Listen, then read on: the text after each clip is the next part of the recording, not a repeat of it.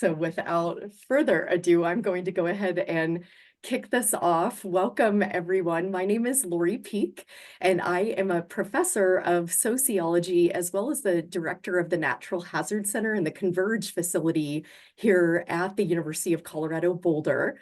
And it is my absolute honor and pleasure to welcome you here today to this special proposal question and answer, and we should add discussion session because we're looking forward to a really lively and interactive, and we hope informative session today. So thank you so much for joining us. And we are going to be talking specifically about our live special call for health outcomes and climate-related disaster research, which is made possible with the generous support of the National Institutes of Health, as well as the National Science Foundation. And so the objectives of our time together today are, first and foremost, we are really excited that we are joined by three esteemed scientists. Yesterday, I was on a call with them and they were called dignitaries. And so three fabulous scientists from the National Institutes of Environmental Health Sciences who are here, and they're going to share some more about the motivation for the program and also be available for the question and answer period that's going to follow the two short presentations that the NIEHS team will give, and then that Jennifer Tobin and I will give on behalf of the Natural Hazard Center. So we'll start with, again, a couple of brief presentations, and we'll talk about the NIH and NSF collaborative support for the special call that we're going to be talking about today. We're going to review in fine level detail some of the further information about the special call for proposals, talk about the deliverables and key considerations for the research, the deliverables, and the ultimate applications of this work. We'll showcase a couple of funded awards that have already been funded through this special call. And then, of course, last but certainly not least, all remaining time will be dedicated to answering your questions and diving deeper into this call to make sure that you are all hopefully really ready and prepared to apply for the funds that are available. And so with that, I wanted to introduce our special colleagues and partners in this effort, Dr. Aubrey Miller, who you will be hearing from first today. And then you will also have a chance during the Q&A to meet Dr. Alfonso Latoni and Dr. Ann Liu, who have really, from the start, envisioned, motivated, and inspired this program. And so with that, Aubrey, I'm going to stop sharing my slides. I hope everybody can give a warm virtual round of applause. And Aubrey, I'll turn it over to you so you can share your slides. And we're really looking forward to hearing your remarks about the background and motivation that led to the special call. Thank you. Thank you so much, Laurie. And we so appreciate you and your team at the Natural Hazard Center, and have had this wonderful partnership for a long time, and so great that we're able to invest further and create this program with you. I'm going to share some slides. I put on my official background instead of the one I like to look out on the beach. And let's see, it's this one, I think. And that looks like it. Okay, let's see if I can go to slide view. There's the slide view. Don't put the one with the beach, because we always end. I know, I like that one better. Does that look okay? Is that Yeah, that looks great. Thank you. Okay.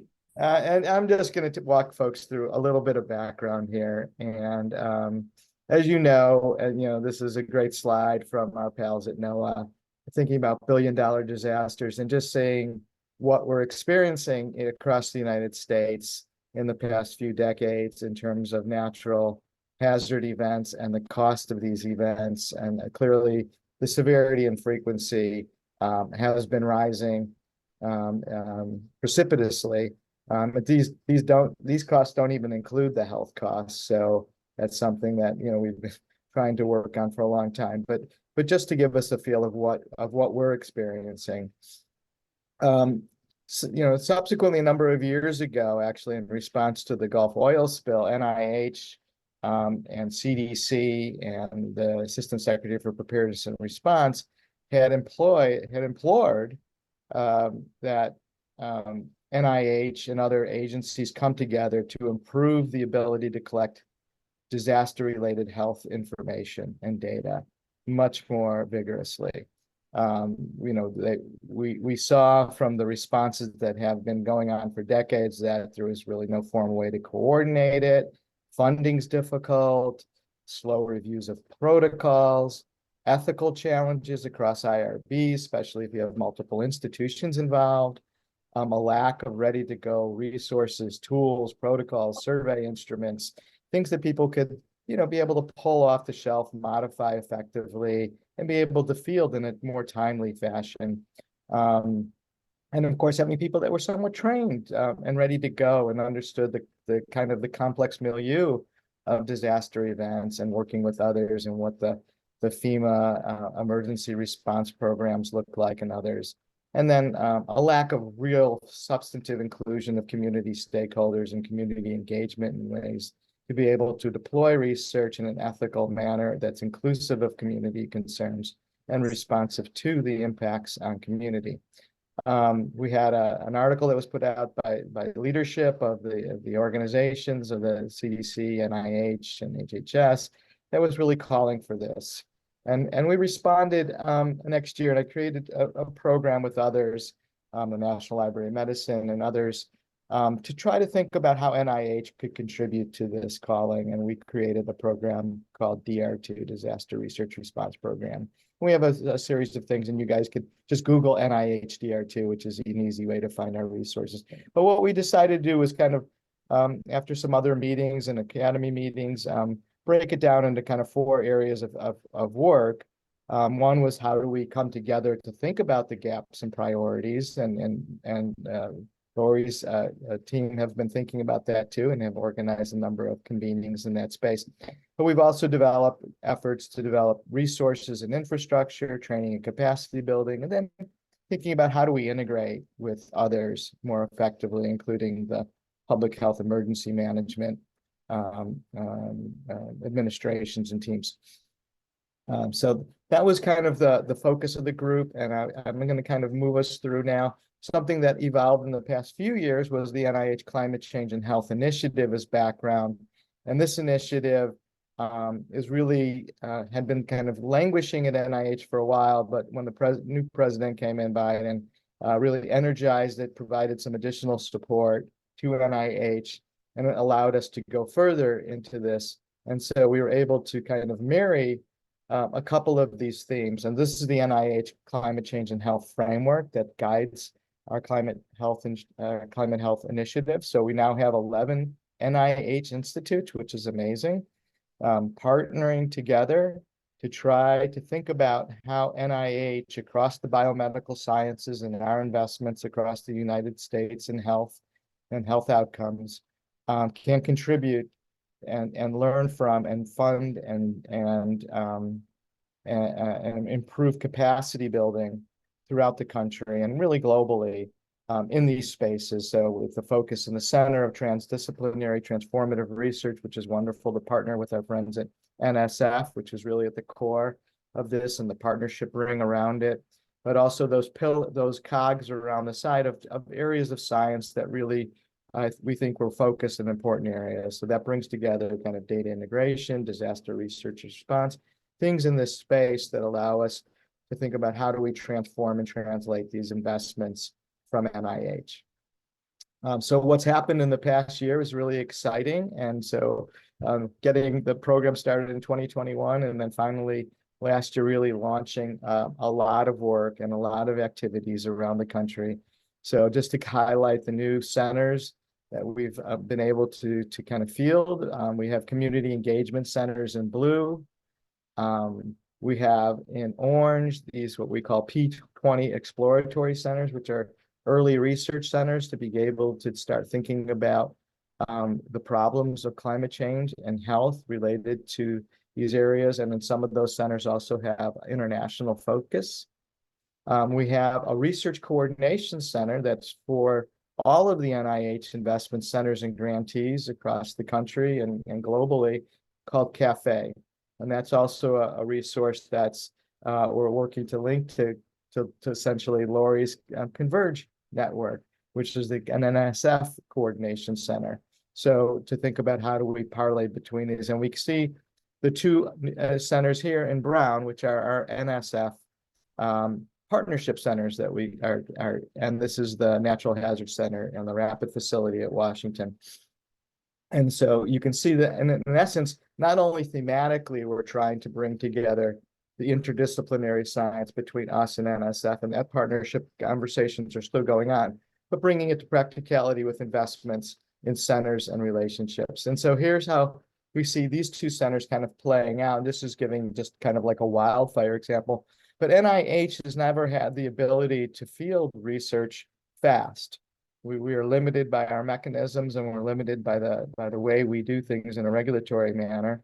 NSF, our partners, clearly have much differing types of mechanisms and centers in this space, and have had a long history of working in response to disasters. And so we partnered with them, and Lori's going to tell us more about the Natural Hazard Center, but to provide funding for the collection of health data that's rarely collected in a timely fashion. Our fastest grants at NIH are typically about 4 to 6 months at the earliest. And we miss too much data, too much perishable information, and the ability to actually field things quicker, collect important information, and then move, you can see down this chain. So if you start with an event like a wildfire, and you're moving down, we could provide funding more quickly to the research community, and perhaps even provide the research community with tools and technologies and instruments to collect data. And that's our funding at the Rapid Facility at University of Washington. We've now provided them with additional resources, and that will be coming online in the next few months to provide instrumentation and resources. So we could hopefully envision that researchers could come here to the Natural Hazard Center, get some monies, be able to collect resources and instrumentation from the Rapid Facility, and be able to get out in the field and maybe hopefully access, whether it's our NIH R21 time-sensitive grants at 4 to 6 months or so later after an event occurs, or whether it's NSF grants or others, but be able to create an opportunity to collect health information, which would have been this gap in the middle there, in a much more rigorous and profound way. And I'm really excited to say that we had a meeting with the 11 Institute directors just a few weeks ago, and they're really excited about this too. So we're excited to bring this to you. Just to let folks know about these other resources very quickly that are available to you and to the whole research community.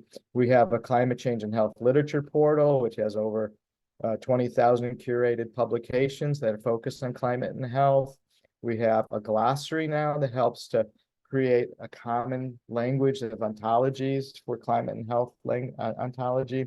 And of course, we have our DR2 portal, which is a collection of survey instruments and protocols that one could collect and take these surveys right off the shelf and modify them.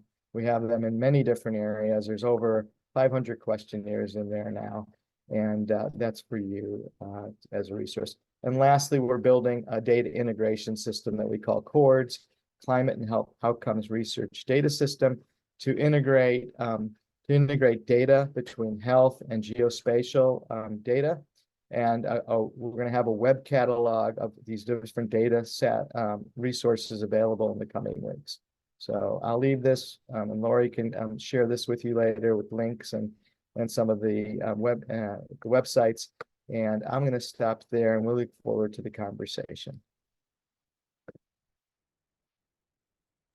Nice. Thank you so much, Aubrey, for that big picture context. And this is so inspiring and really important to hear about the investment at the highest levels of leadership in thinking about climate change and its impacts and disasters and so forth. So thank you for that presentation. And now Jen and I are going to go a little deeper into where Aubrey left us with talking about this NIH-NSF collaboration leading to the special call that you all so kindly joined today to hear more about. So thank you again, Aubrey.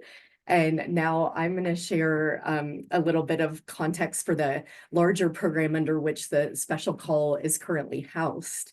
And so for those of you who aren't aware of this, the special call is currently part of our larger Quick Response Research Award program, which we are approaching a big anniversary for this. So this program was actually first established here at the Natural Hazard Center in 1986, and we've really had the honor of administering this program for many decades now, and so much vital research has been produced under this quick response umbrella.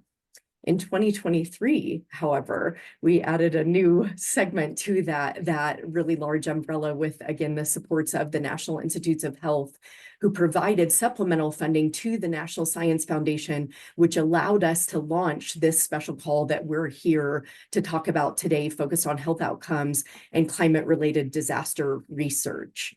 And the quick response program more broadly, as well as this special call at its core, is really focused on providing training as well as funding for researchers who are interested in both ethically and rapidly, and those two things can indeed coexist, ethically and rapidly collecting perishable data or ephemeral data in the aftermath of disasters and other extreme events.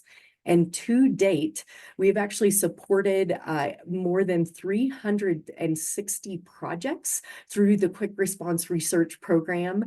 And those reports dating all the way back to 1986 to the present year are available on the Natural Hazard Center website. And many of those reports, as Aubrey really suggested in his remarks, they have fulfilled that vision of supporting researchers with relatively small pots of funds to get into the field quickly to collect that perishable data. But then researchers have been able to leverage that early pilot data in some cases, or a first wave of data collection, to then go on and apply for larger grants, often through the National Science Foundation, but we hope also in the future through the NIH programs like the R21. And so that's sort of leading that initial pass of data and then leading to additional grant applications, but also peer-reviewed publications, books, journal articles, and so forth. And so with this special call in particular, most broadly, it is indeed focused on climate change related disasters and health outcomes. But one of our core commitments here at the Natural Hazard Center, as well as a shared commitment with our partners here at NIEHS, is also to ensure that that research is really focusing on the groups that we have learned time and time again are disproportionately affected in disasters. And so here we're, of course, talking about groups such as children, older adults, people with pre-existing health conditions, people of color, people experiencing homelessness, low-income populations, and other groups who are socially and economically marginalized. And so with that, I'm going to turn this over to Jennifer Tobin, who is now going to go even deeper into some of the special details related to this special call. So Jennifer, over to you, and thank you for all that you do. Thank you, Lori. Okay, so some of the logistics here. So for this special call, which of course is focused on health outcomes and climate-related disaster, and I know Katie already dropped the link into the chat, so thank you for that, Katie. We are looking to support awards in the amount of $10,000 to $50,000 each. The primary focus of this research, like Lori said, should be to collect perishable health relevant data. In order to do that, we have made the window for data collection 6 months. So if you have an event you want to study, you need to submit a proposal within 6 months of that event happening to make sure that we're collecting perishable data. We will be accepting and reviewing proposals on an open rolling basis until the funds are exhausted. The proposals must follow all of the Quick Response Research Award submission guidelines, which are available on our website. Next slide, Lori. Okay, so when reviewing proposals, preference will be given to researchers and researcher teams who are asking questions focused specifically on health outcomes for potentially disproportionately impacted groups. This can include, but is not limited to, pregnant women, children, older adults, people with existing health conditions, people from low-income households, people of color, or people experiencing homelessness. And if you're looking to do research on a group that's not listed here, just give an explanation of why this is a disproportionately impacted group in your proposal. Proposals should also demonstrate how the work will build on existing knowledge and, of course, fill a gap of knowledge in the literature review. We prioritize proposals that have a novel and replicable research design and focus on an understudied group or topic with promise for practical application. And all proposals should include a feasible timeline and a strong rationale for the ethical collection of the perishable data. And then finally, priority will be given to those that have a local partnership and a clear commitment to sharing study results with affected populations. So you can include that in your proposal as well. Okay, next slide. Okay, some key considerations are, like I mentioned, you need to include a clear timeline in your proposal. So given that there are only 6 months from the time that your proposal would be accepted to the time that that 20-page report will be due, you do need to make sure you include a clear timeline that is feasible in your research proposal. So you want to make sure that all of the work that's necessary to meet that deliverable can happen within 6 months. And because of this tight timeline, we do allow researchers to begin collecting data prior to receiving funding. So when we receive your paperwork from you, after we approve your proposal, we submit it to the University of Colorado, and then they're the ones that actually issue the payment. So there can be a little delay there sometimes. And so we just want to let you know that you can begin collecting data before you receive payment, and that we aren't going to extend those deadlines based on any kind of delays in payment. So we just want to make sure you're aware of that. Also, we do require that the IRB approval or exemption letter is submitted before you begin data collection, if you're conducting human subjects research, which most people will be. And then the lead investigator, as designated in your proposal, must be from an academic institution based in a US territory or state or a tribal nation.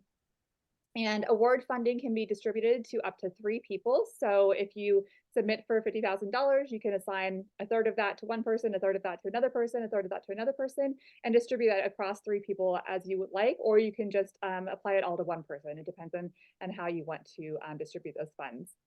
And then awardees will be solely responsible for all tax reporting and ramifications. The University of Colorado Boulder will report payments to taxing jurisdictions, so we just want to make sure you're aware of that.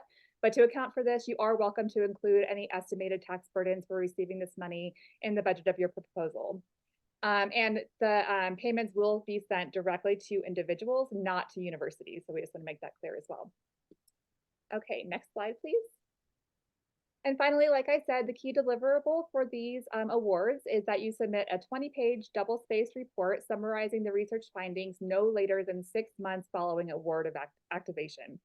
And you must follow all of the report submission guidelines on our website. And we actually have a report template that you can download and use to make sure you're submitting all of the different criteria that we request from you before submitting your report. And then at any point, of course, you're welcome to contact us, the Natural Hazard Center, and ask us any questions or get some feedback in the earlier stages of your research if you'd like. Next slide. So we're excited that we get to highlight that we have already funded 2 great projects from this special call. One is focused on assessing health and environmental impacts of the 2023 Maui wildfires on Asian Americans. And the second is focused on transportation as a social determinant of health during Hurricane Idalia. And you can read more about those funded projects on that link that Katie will drop into the chat there. And next slide. Okay, great. So thank you all so much for listening to all those details. We're now happy to turn it over to the question and answer portion of the meeting and hear from all of you. So please feel free to raise your little virtual hand and let us know if you have a question.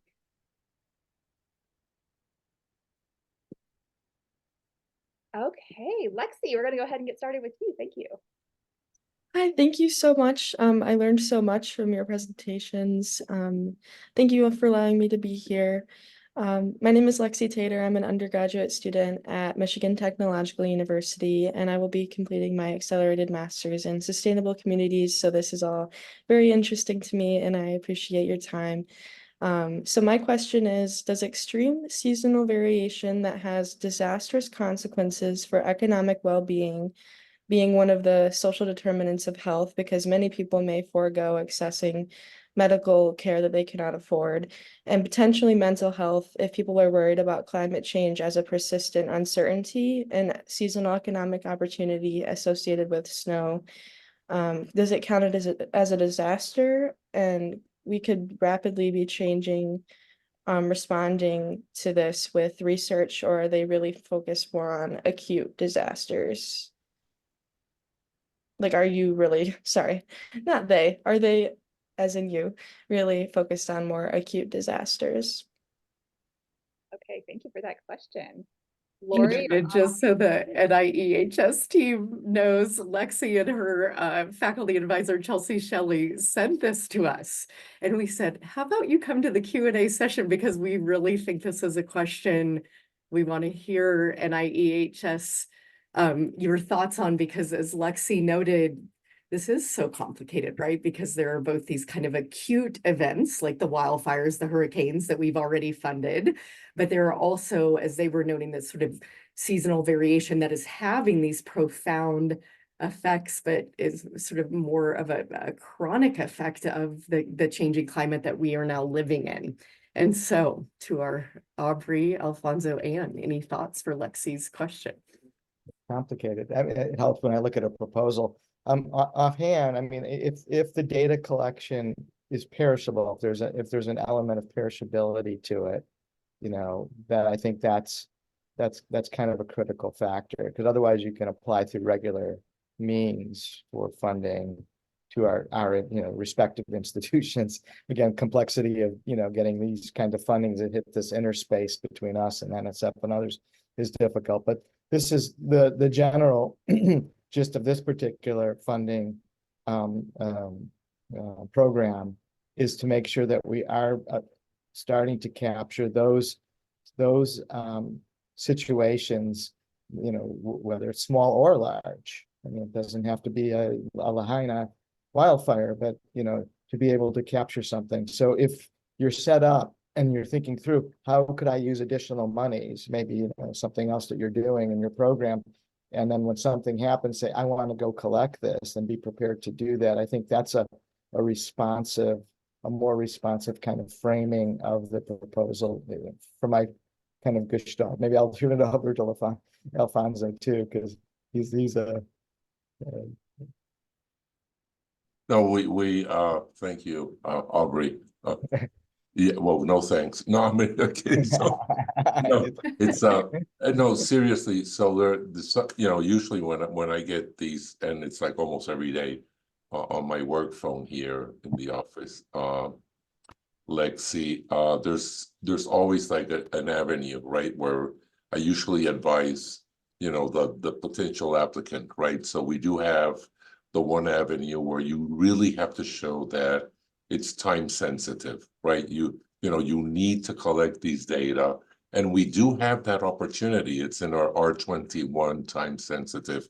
However, like, you know, like Aubrey was saying at the beginning, the time sensitive still, our definition of time sensitive still needs to be a little more refined in terms of, because it takes a long time, right? So, you know, it's like, you know, 6 months, you know, if you are awarded. So, but still, right, still, if you're able to, you know, to tell us, to show that, you know, in this R21, it's a small grant, it's but it's still, it's 2 years, $275K, that you can collect these data that are perishable, and there is a time sensitive component. But we also have the R21, the regular R21, that is for the same thing, but it's not time sensitive, right? It's still for you to collect those data, right, that are, you know, climate change or, you know, health related. So you can go either way, right? And I'm happy to have, you know, offline a conversation with you on the intricacies, right, of, you know, how to write this grant, how to submit that application, or even refer you, right, to my colleague in program, right, who would be down the road, right, your program officer advising you on this.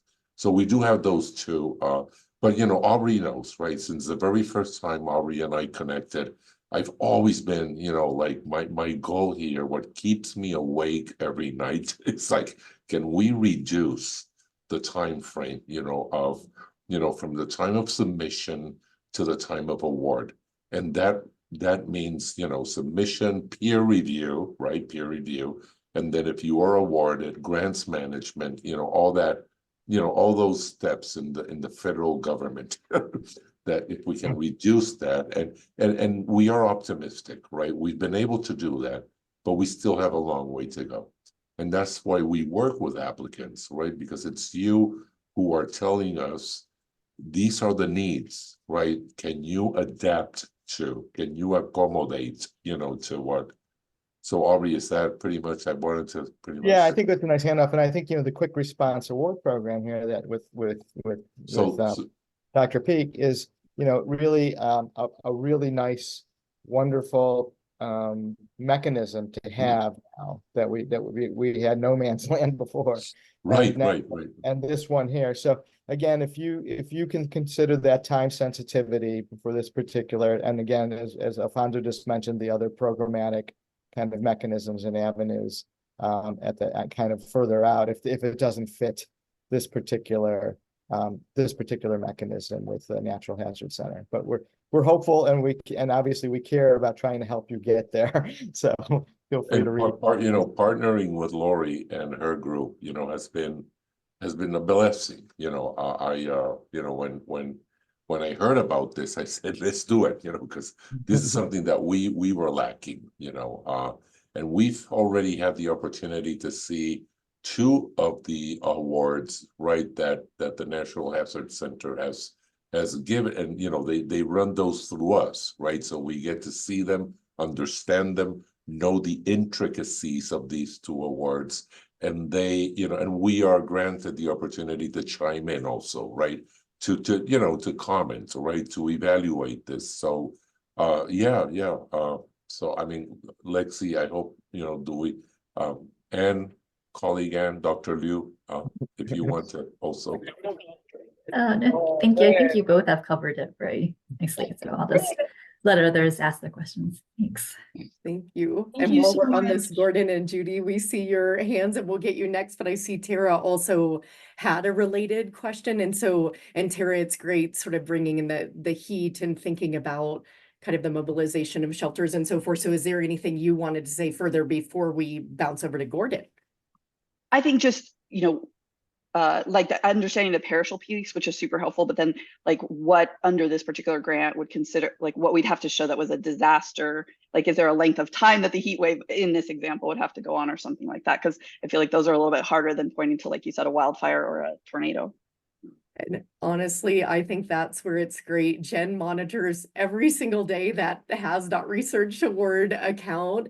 And a lot of times if a question like this comes in, we really recommend to everybody send that question, write it out, because then sometimes Jen and I look at it together. So even Lexi can attest that we said, we think it's really about the perishable data, which you heard today, but then we said, we're going to ask our NIEHS colleagues as well on the call.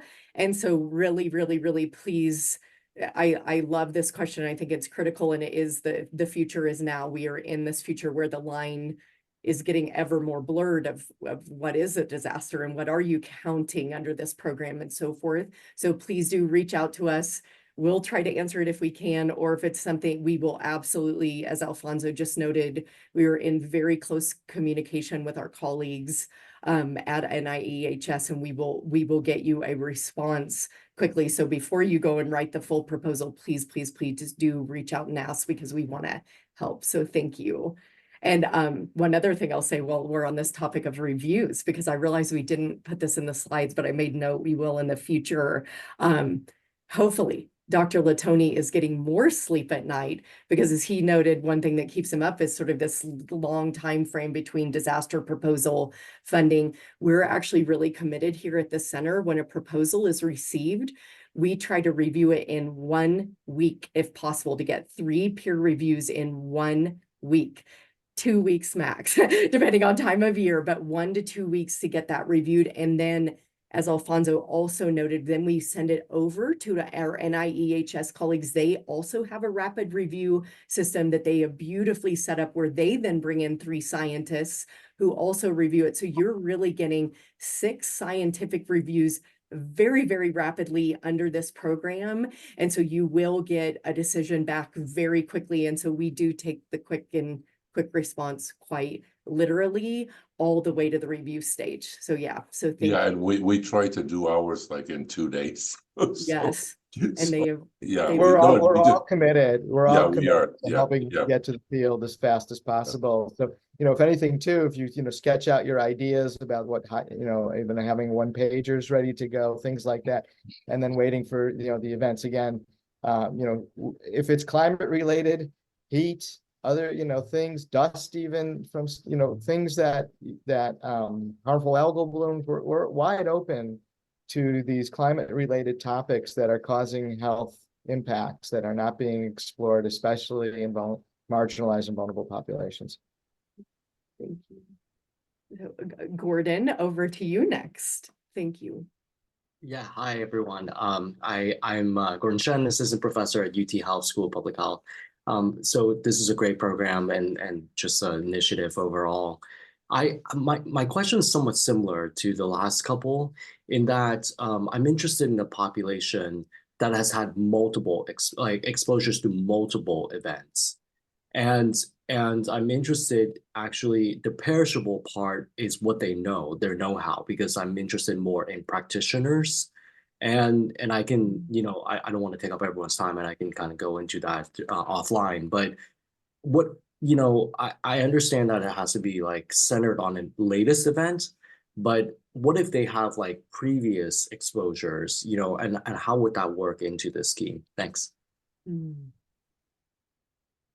So on our behalf, from the Natural Hazard Center perspective, and then it's going to be great to hear from NIEHS and NIH more broadly, we are very, very interested in this topic of compound and cascading disasters, the cumulative mental as well as physical health effects. This is really sort of a program of research that we are very eager to support. And so again, leading with that kind of topic, Gordon, I think is absolutely vital, absolutely critical. We've sort of moved away from this framework as if this disaster is sort of this one-time, once-in-a-lifetime event. It's just not fitting with the reality of so many people's lives and communities. So I think topically, that's wonderful.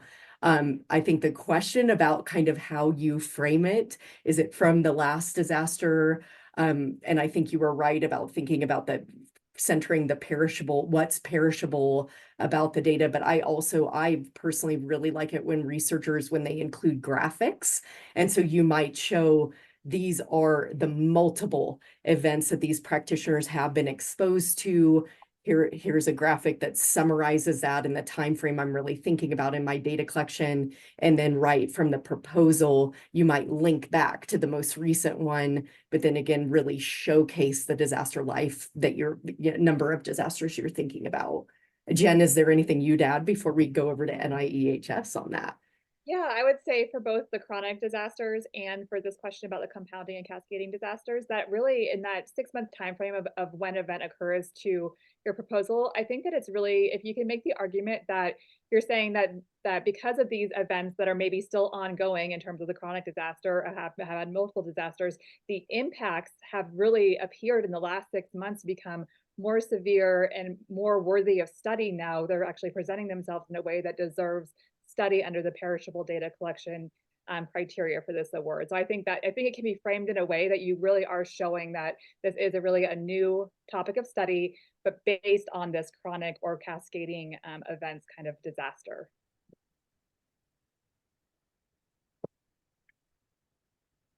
Yeah, I would concur with with both Lori and Jen's comments with respect to this. And similarly, I can't emphasize enough the importance of trying to collect information on these cascading and complex disasters, either the same kind of disaster hitting or complex compounding by heat and something else, or what people are experiencing, like we saw with COVID and wildfires, and those kinds of things are really important. And for us to think, how do we begin to catch a handle on that? And Gordon, thank you, Aubrey. I wondered if you would share. I know you were editing yourself, but one of the beautiful things we have found that have come out of these forums is a lot of times researchers make connections with one another. And we've seen extraordinary collaborations that have actually come out of post-disaster forums. So would you say another sentence or two about both the hazards or hazards you're thinking about, and also what practitioner communities are you focusing on? And then Judy, will go over to you next.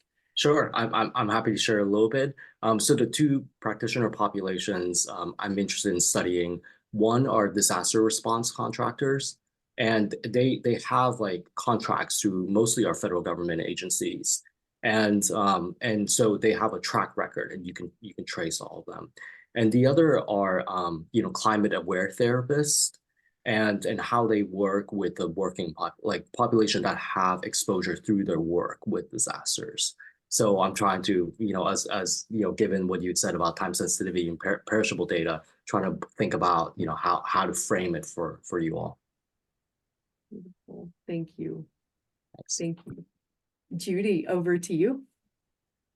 Well, thank you for that information about practitioners, because whether it's first responders or people that are doing their job every day, that now is altered. I guess that just put a whole nother thought process into my mind. I guess what I'm kind of hearing is a potential path, and I guess I'm just going to try to, is basically the 10 to 50,000 could be that first step to collect the data and not necessarily analyze it, but have that preliminary data. Then you could step into an R21 or something else for funding. Is that what I'm hearing? I'm seeing a head nod. Yes. So I'm getting a lot of information on this. Go ahead. But Judy, yeah, good to see you. Yes. Yeah, so for the R21, when it's just that every time I hear the data in R21, so the beauty of the R21 is that you are not required to have preliminary data. That's Yes, know, but if I have the samples, it might oh, help. yeah, Yeah, because 50,000 isn't a lot from an analytical perspective. Does that make sense? Yes, Yeah. no question about it. No, I mean, you can have it, right? You can have it, right? And it's going to make your R21 stronger and more competitive, right? Right, that's okay. And then the other side of that is that, I guess, based on some of the experience I've had more recently, what I'm finding is that if I take a broad approach to collecting the perishable samples, is then what is my mechanism to say, hey, I have these samples that are now being kept that like a repository, but not really, just a temporary, one that could potentially be used in other areas or laboratories that maybe the expertise that I don't have. But the fact that I got out there and collected the samples, is there going to be a mechanism? Because it's like I said, 50,000, I mean, I'm not going to do metabolomics studies on a huge population of 50,000, but I could get the samples for that and then work with potentially my group or even a more noted group to do that. So I guess I'm just looking to say, is this something some people have thought about? And Judy, can I actually back and clarify one thing? I know you said in your initial question, I'd collect the samples and then not analyze the data. But one thing we did just want to clarify is, because the main deliverable for this special call is the 20-page report, where we do ask researchers, the primary outcome of that is, what are your preliminary findings? And we kind of have a disclaimer with the reports that these are quick response. They're kind of a first look after a disaster or at a new population, a new topic. But those reports absolutely do have to have some analysis, some preliminary findings, and then again, some tentative sort of, what are the applications? That's the commitment, right? It's the why. Yeah, So but it's my data, my preliminary data from the train derailment that is now allowing us to take the next step. So there's data there, and we've shared that data. It's just, there's a lot of samples that I have that potentially people now could use now that the next set of questions are coming out. I have it to go further. And again, yeah, I mean, 50,000, I'm doing the math in my head, is only going to work for a lab like mine, where I don't have to charge a lot because I have the instruments ready to go. Where, and maybe I need somebody to grab samples, but if I could, whether it's biologic samples or environmental samples, if you could have an idea in your mind of something I can do and analyze, right? Maybe it's an indicator, PM 2.5, whatever it's going to be. And then I have this wonderful archive now of collected information that will be of great value with additional funding, whether I can take it to CDC or others. We don't have that built into this system, but, that is where, the R21 would be an That's what I was asking. opportunity, and having the opportunity then to say, wow, I have these wonderful samples. Here's my proposal. Here's what I want to do with it. And here, then this was my preliminary, but, otherwise we miss this front end of even the data collection. So we want to enable that. But as Lori said, it just can't be the data collection with no end. It has to Right. have some relevance for that particular group that we're collecting it for, or what you're doing. So, you know, so with the- the example that I would give is for example, the train derailment was VOC metabolites that we can put out relatively quickly, just the metabolites. Metabolomics on that year is going to be much more complicated and much longer, and it's not going to be covered in that 50,000. And that's what I was getting at, is that yes, there'll be a set of preliminary done, but I'm hoping, and maybe that Yes. I might even not be the one to do the metabolomics. I can just say I have the urine. So if somebody wants You're- it, please. Yeah, just your question is spot on, and it's a concern of ours, and it has been through a lot of things. Ultimately some of it gets done and some of it hasn't. That's been collected, and we feel like it should be. And then how do we get it done? But hopefully we'll continue to be able to figure out ways and strategies that will help people to get these analyzed, especially for really important public health questions. So then backing off a little, is that the difference between an IRB, which would be maybe whether it's be human specimen type samples, urine, whatever, or then even in-house built environment might need the IRB, public versus public, environmental aspects. Is this really just focused on human, or is it the environments that humans are in? In other words, or does NSF take the soil extractions and go from there, or is that of interest to this proposal? Yeah, it really, they're your collection, so wherever it can go.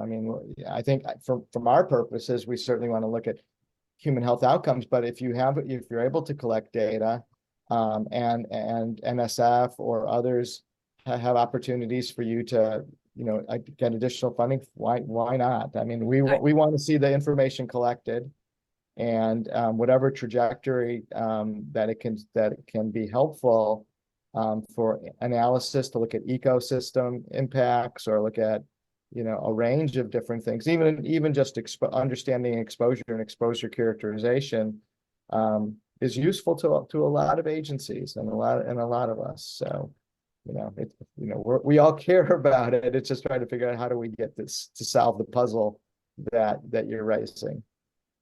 And Judy, it is worth underscoring, and thank you for all these really great questions.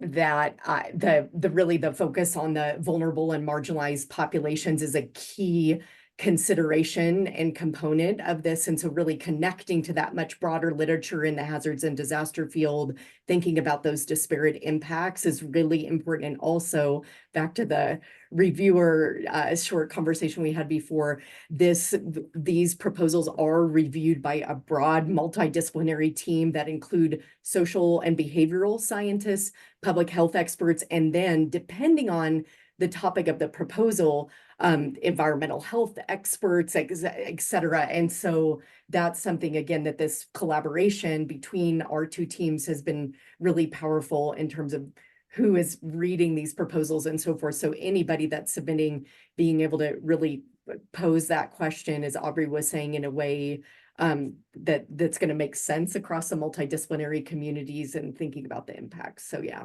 so thank you very much. Great questions. And Prajakata, we will go over to you next. Thank you. Thank you, Laurie. My question is, are we restricted to some geographical territory for the research study? That's one. Second, there are events, for example, I come from India and we have flash floods, which occur every year. And obviously the frequency has changed. It's much more much more intense. But then when you talk about perishable data, we know it's going to happen more often.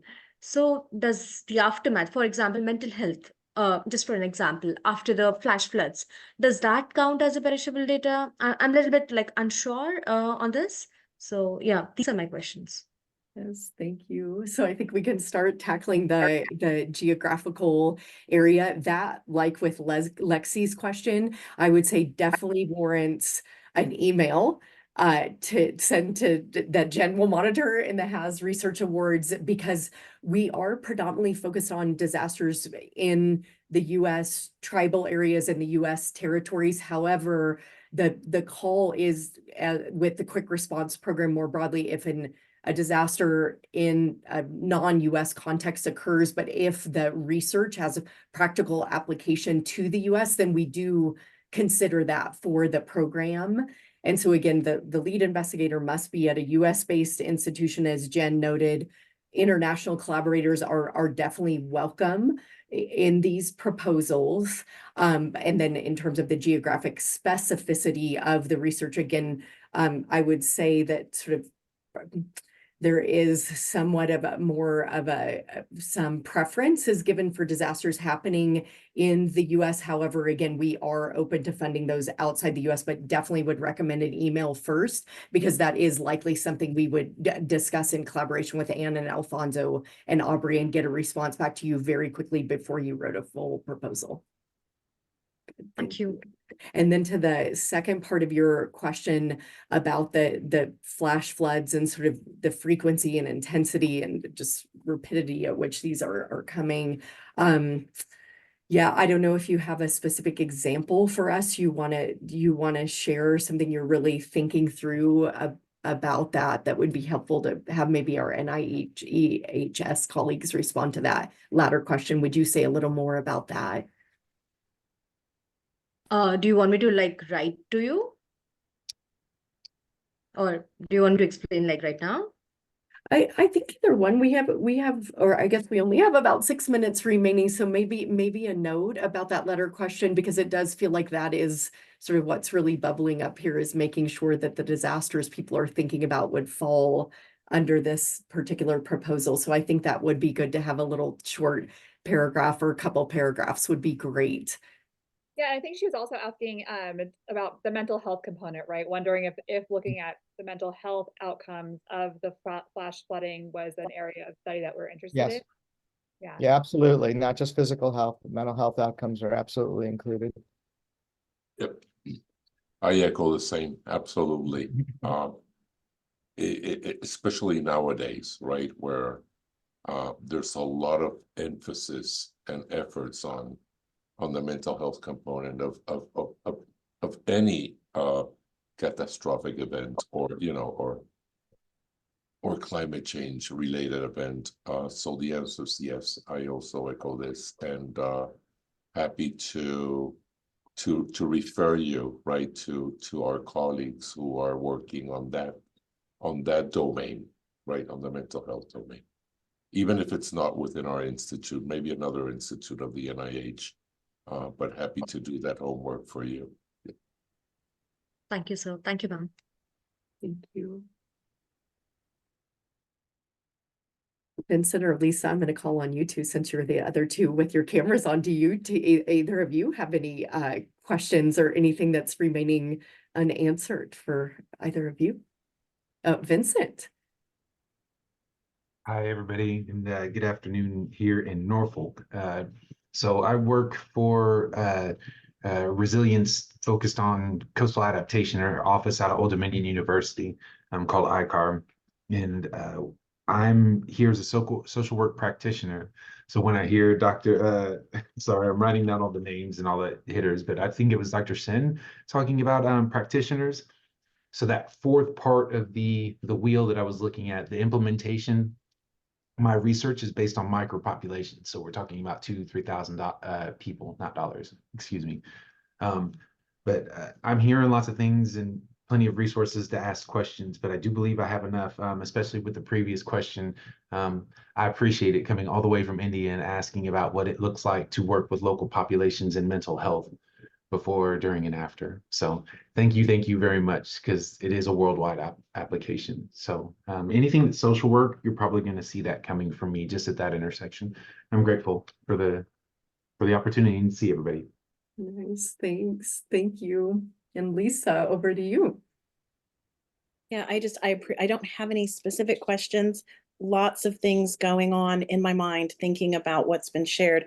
I really appreciate that conversation about perishable data, and especially in a context of cascading or compounding situations where we have repeated exposure. But thinking about it in terms of this mechanism being particularly relevant to perishable data. So I appreciate that as just a lens to use. Yeah.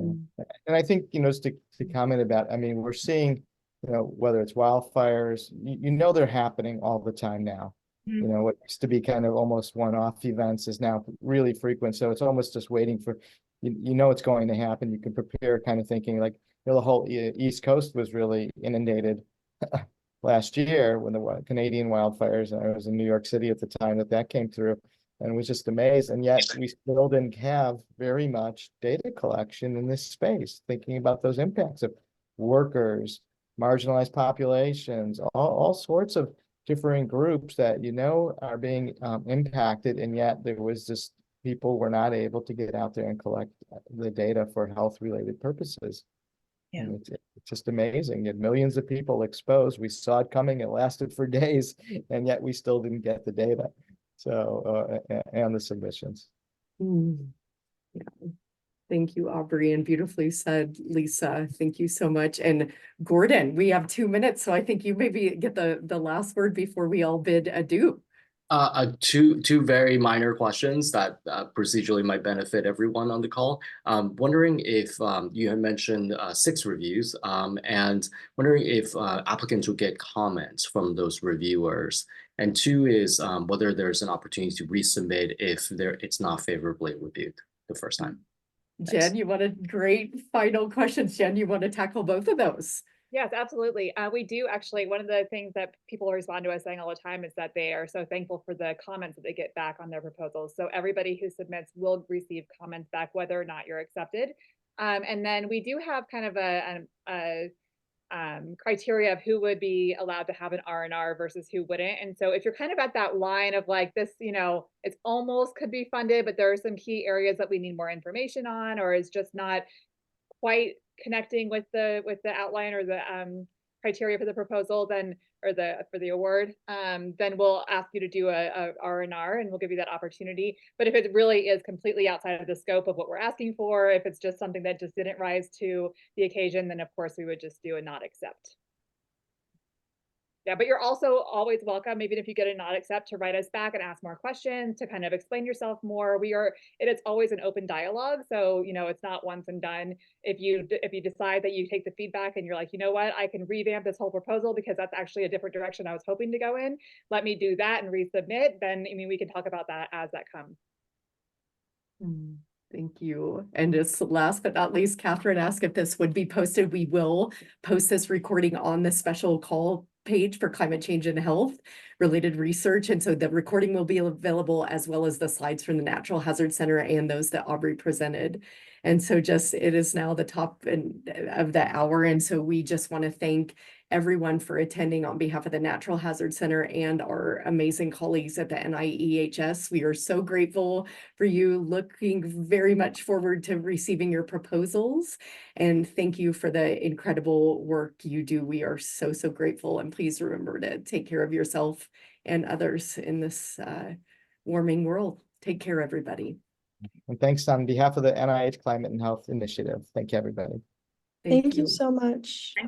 Thanks. Take care, everybody. That website that the recording will be on, Thank you. is someone able to potentially post that in the chat?